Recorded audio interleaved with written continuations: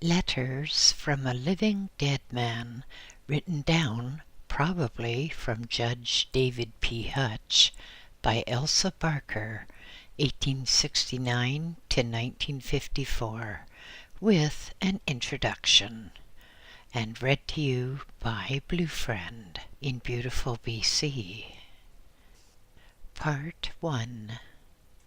One night last year in Paris, I was strongly impelled to take up a pencil and write, though what I was to write about I had no idea. Yielding to the impulse, my hand was seized as if from the outside, and a remarkable message of a personal nature came, followed by the signature X. The purport of the message was clear, but the signature puzzled me. The following day I showed this writing to a friend, asking her if she had any idea who X was. "Why," she replied, "don't you know that is what we always called Mr. Name is redacted." I did not know. Now, Mr. Blank was 6,000 miles from Paris, and, as we supposed, in the land of the living. But a day or two later, a letter came to me from America stating that Mr. Blank had died in the western part of the United States a few days before I received, in Paris, the automatic message signed X. So far as I know, I was the first person in Europe to be informed of his death, and I immediately called on my friend to tell her that X had passed out. She did not seem surprised, but told me that she had felt certain of it some days before, when I had shown her the X letter, though she had not said so at the time. Naturally, I was impressed by this extraordinary incident. X was not a spiritualist. I am not myself, and I never have been a spiritualist, and so far as I can remember, only two other supposedly disembodied entities had ever before written automatically through my hand. This had happened when I was in the presence of a mediumistic person, but the messages were brief, and I had not attached any great importance to the phenomena. In childhood, I had several times put my hand upon a planchette with the hand of another person, and the planchette had written the usual trivialities. On one occasion, some months before the first X letter, I had put my hand upon a planchette with the hand of a non-professional medium, and the prophecy of a fire in my house during a certain month in the following year was written, supposedly by a dead friend, which prophecy was literally verified through the fire. A few times, years before, I had been persuaded by friends to go with them to professional seances, and had seen so-called materializations. I had also seen, independently, a few appearances which I could not account for on any other hypothesis than that of the apparitions of the dead. But to the whole subject of communication between the two worlds, I felt an unusual degree of indifference. Spiritualism had always left me quite cold, and I had not even read the ordinary standard works on the subject. Nevertheless, I had, for a number of years, almost daily seen hypnagogic visions, often of a startling prophetic character, and the explanation of them, later given by X, may be the true explanation. Soon after my receipt of the letter from America stating that Mr. Blank was dead, I was sitting in the evening with the friend who had told me who X was, and she asked me if I would not let him write again if he could. I consented, more to please my friend than from any personal interest, and the message beginning, "I am here, make no mistake," came through my hand. It came with breaks and pauses between the sentences, with large and badly formed letters, but quite automatically, as in the first instance. The force used on this occasion was such that my right hand and arm were lame the following day. Several letters signed X were automatically written during the next few weeks, but instead of becoming enthusiastic, I developed a strong disinclination for this manner of writing, and was only persuaded to continue it through the arguments of my friend that if X really wished to communicate with the world, I was highly privileged in being able to help him. X was not an ordinary person. He was a well-known lawyer, nearly 70 years of age, a profound student of philosophy, a writer of books, a man whose pure ideals and enthusiasms were an inspiration to everyone who knew him. His home was far from mine, and I had seen him only at long intervals. So far as I remember, we had never discussed the question of post-mortem consciousness. Gradually, as I conquered my strong prejudice against automatic writing, I became interested in the things which X told me about, the life beyond the grave. I had read practically nothing on the subject, not even the popular letters from Julia, so I had no preconceived ideas.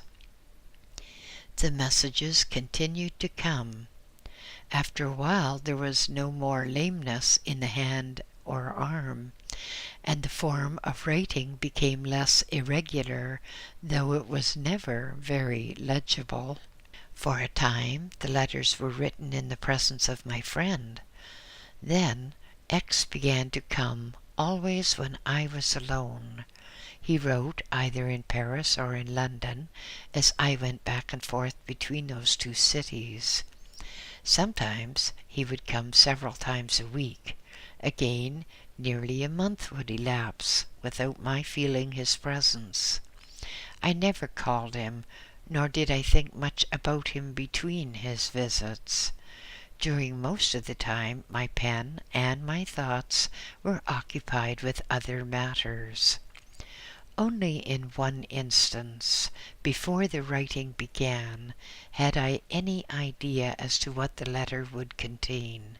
One night, as I took up the pencil, I knew what X was going to write about, but though I remember the incident, I have forgotten to which message it referred.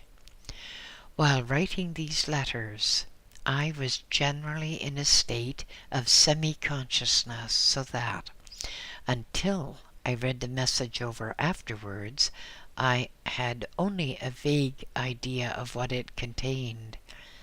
In a few instances, I was so near unconsciousness that, as I laid down the pencil, I had not the remotest idea of what I had written, but this did not happen often.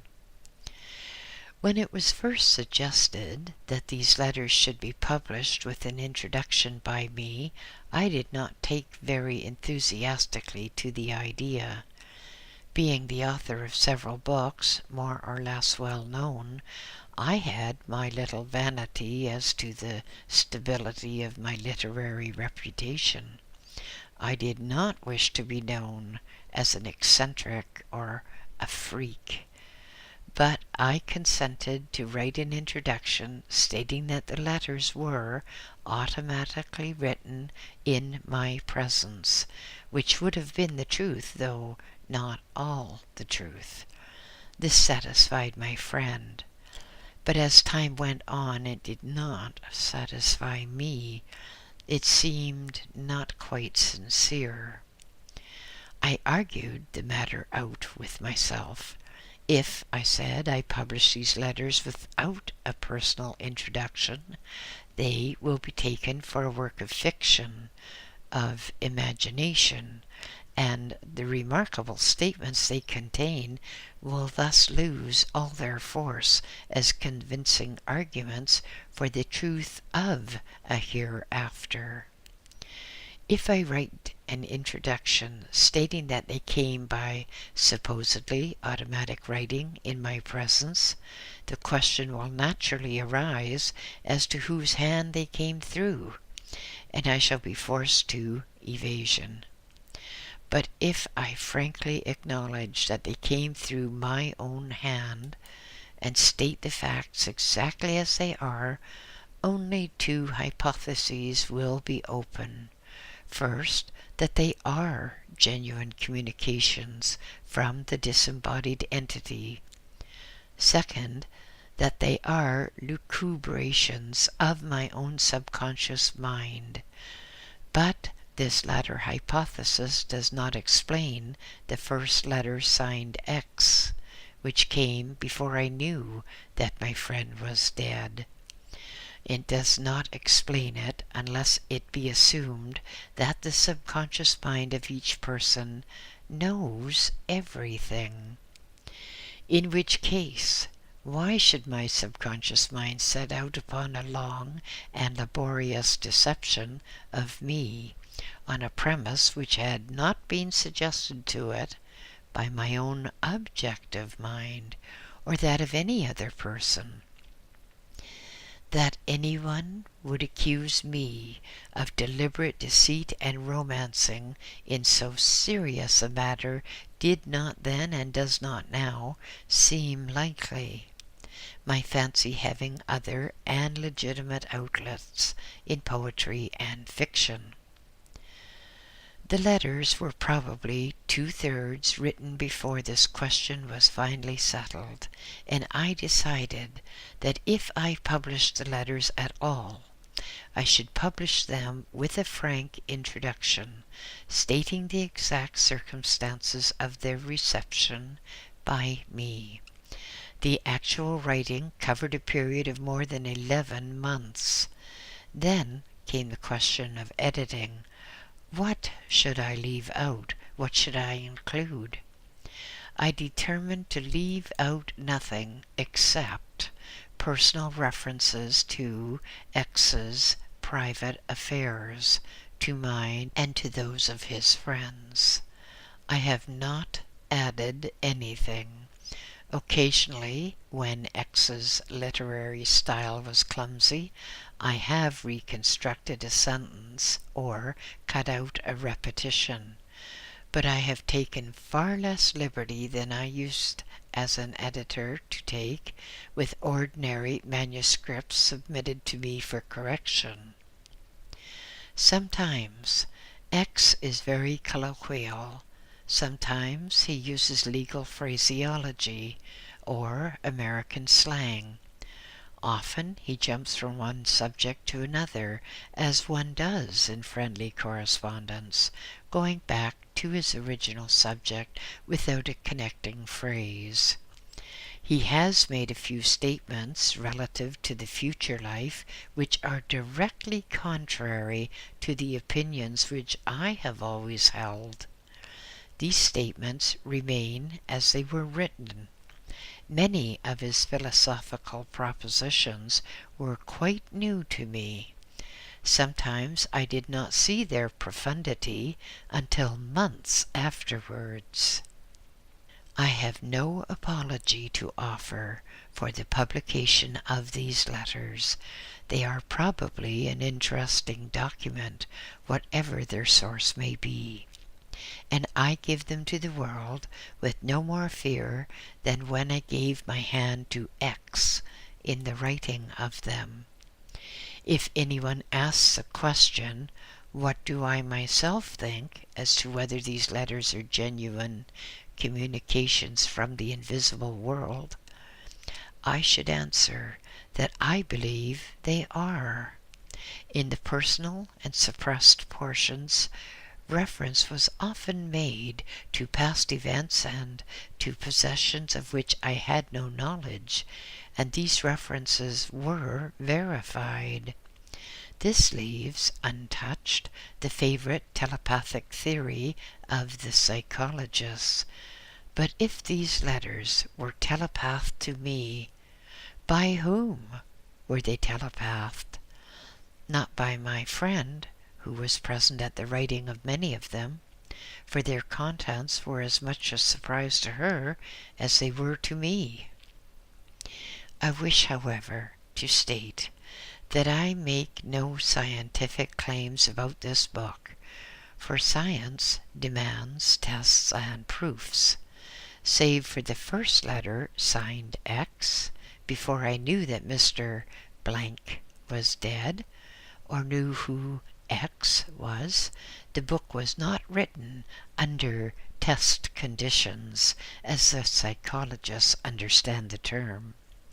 As evidence of a soul's survival after bodily death, it must be accepted or rejected by each individual according to his or her temperament, experience, and inner conviction as to the truth of its contents.